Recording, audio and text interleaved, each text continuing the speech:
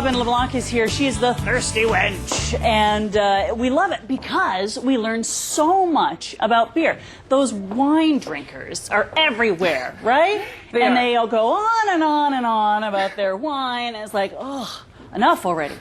But people who love beer want to hear the same kind of enthusiasm and passion about what they love. And tell me when you first fell in love with beer and knew that that was where you wanted to focus your attention. I think that must have been probably 2009 when I first tried this gorgeous Abbey beer called Chimay Rouge. And since then, I mean, like, just the complexities. I mean, before then, everything was just like Molson or Heineken, stuff like that.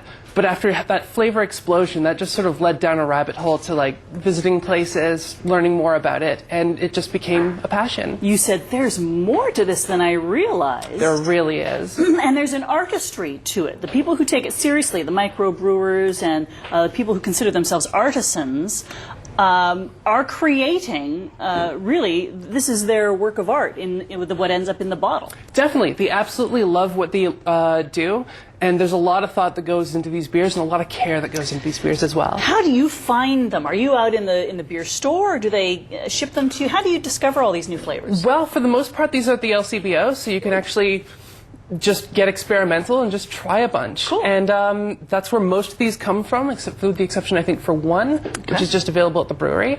But I mean, a lot of it's just word of mouth and hearing about it, and sometimes being adventurous. Well, let's be adventurous right now. Okay, well, so with the winter season coming up, everything is about darker beers suddenly. And the best kind of darker beers, for me anyways, are Imperial Stouts. Imperial Stouts. All right, why?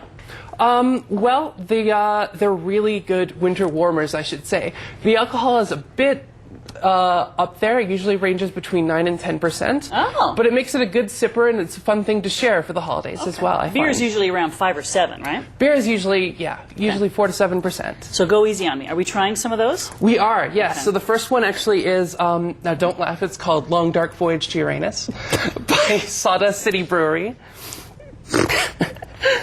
They're known for having fun with their names, and you can see definitely already. Look at that. The color notes of the beer. It's darker than a moonless night. Do we sip it like we would a wine when we're tasting it? I would definitely suggest that. Yeah, okay. Just light sips. All right, so we're gonna slurp a little bit. Oh, I smell it. Yeah, there's always a hint of dried fruit I find in that particular one. Oh yeah, that's nice. Mm-hmm. Wow, and the long dark journey begins. It does. Mm-hmm. Oh, that's powerful. Yeah, and there's a good carbonation to it as well, and the cocoa notes and really roasted coffee. But it's not bitter. It's not bitter, no. But I find it's just perfect warming beer. Very nice. Mm-hmm. Okay. And the next one actually is called Hellwoods by Bellwoods Brewery. They're based out of in Toronto, around Ossington and Queen. Okay. This is the beer that's only available at the brewery. And actually, they haven't been around long, and they consistently come out with great beers. And this is one of them. And it's about 10%. Oh, that's way up there, isn't it? Oh, yes. Again, look how dark that is. Wow. You can't see through it as no. What do you say? As a moonless night? Yeah, as dark as a moonless night. Wow. Okay, here goes. Bottoms up. Yeah, so different. Yeah. So different from that one. So once again, there are some coffee notes in there, but there's a bit of chocolate that gets ramped up as well. Do they put coffee in there? Or is it just a natural process? Sometimes brewers would put coffee in there. Other times it would just be sort of a characteristic that goes with the malts that they use. Yeah, naturally. This one says chocolate on it.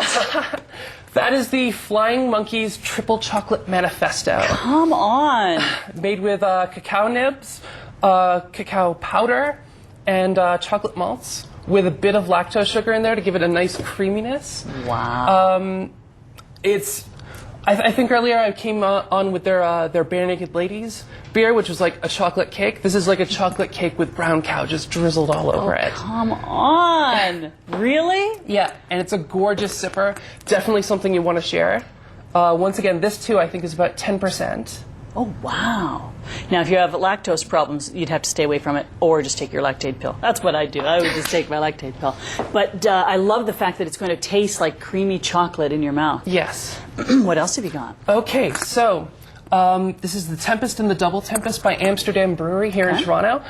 Normally every year they come out with the Tempest. It's been going since about 2011. It's really, really good. Dark hints of coffee and absolutely delicious. But this year they did a special by making the Double Tempest, which is completely ramped up. It's about 14%. Whoa! Yeah, it's been aged in Four Roses bourbon barrels for about 9 months. Do you taste that bourbon? Oh, you do. It comes out right at the end. It's just a nice sort of sweet, warming finish. And that is actually very limited. They just did a release at the brewery. People were lining up. Oh, my. They're completely out at the brewery, but I've actually been told that next Friday, I think, or sometime next week, 10 cases have been brought to the LCBO in Summerhill. Holy, so, 10 cases only, okay. And that's definitely a good gift, I would say, as well. No kidding. For, and you for can the beer say lover. Limited Very time. limited, yeah. What is this one? This one looks like a champagne with this opening here. Yeah, that is the Muskoka Double Chocolate Cranberry Stout. Now, this usually comes out every year, but one of the best things about this particular one is it's been aged for a year in the cellar. So it's this for people that don't have a cellar or would like to try something new and to see what aging actually does to a beer. So what I find is with aging, the cranberry notes just sort of blossom a bit more, whereas before it was mainly, all you could really taste was just sort of cocoa. This one, the fruit notes kind of come out a bit more, and it's a lot smoother and sweeter. Okay, so that's what the benefit of the aging is. Yeah. Love to try that. Now, you've got a couple more glasses here. I do. Okay. So this is Obsidian by Cameron's Brewery. It is an imperial porter. It is cocoa, definitely a rum finished. I believe it's been aged in rum barrels. It even says that right there. Yeah, for about 7 months. Oh, wow. And yeah, I'll open this up for you. Let's try it. I'm being smart. We have about 30 seconds, and then we'll come back and we'll finish it off with this one. Oh, sure, yes. So what am I going to be tasting in this one? Oh, well, you'll be tasting rum. You'll be definitely tasting cocoa. Oh, yeah, I can smell it. Wow, that is so cool. There is so much to beer. We're going to have more with the Thirsty Wench Robin when we come back. Stay tuned.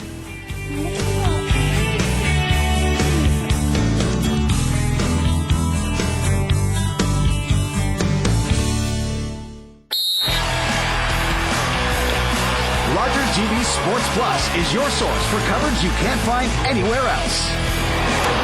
Watch all the action, including 125 OHL games in high definition. This season, Rogers TV Sports Plus also delivered 10 Toronto Marlies games. Rogers TV Sports Plus is available at no additional charge on Rogers Digital Channels 368 369. Saving enough for your retirement, or perhaps you're living beyond your financial means? We tackle the topics that concern you when it comes to your money. Toronto Speaks Personal Finance on Rogers TV.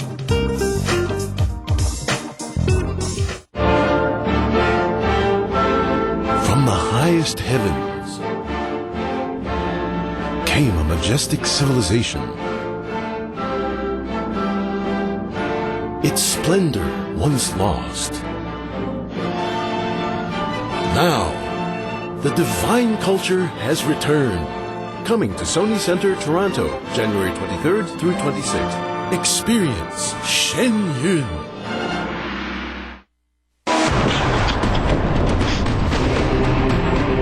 That one's got the thunder as it comes out rocking.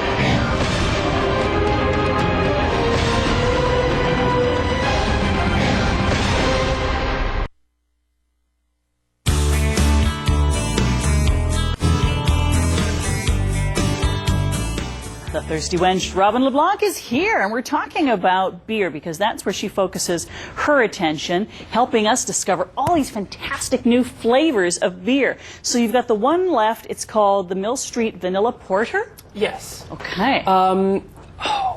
One of the things I really like about this is You know, all of these are really heavy beers, and they're really great, but sometimes you just want to have something a bit lighter. Sure. So unlike these, which are about like 8 to 10%, actually the Amsterdam is also 14%. You definitely want to have food with these, right? You definitely want to have, I would say you want to have food with these. The Mill Street Vanilla Porter is about 5%. Okay. And this used to be only available on taps every year in bars. This one, they just recently put it into cans. So let's have a try. Vanilla. Yeah, but I mean, one of the reasons why I brought the big glass is it is a gorgeous thing to pour. Okay. So, hang on a second. Whoop. It's nitrogen infused, so it's similar to Guinness in that respect, where the head comes out really creamy. So, thethirstywench.com will give you all the details, and you blog about all this stuff, right? Oh, I do, yeah. So we can get all the latest information. Isn't that gorgeous? Look at the cascading. Wow. Still to come, I'm going to try this, but still to come, wanted to tell you charitable gifts with Plan Canada, accessories with Obsessions Fashion, the game of things. Ooh, it smells great. It's delicious. Thank you so much. No problem. Cheers.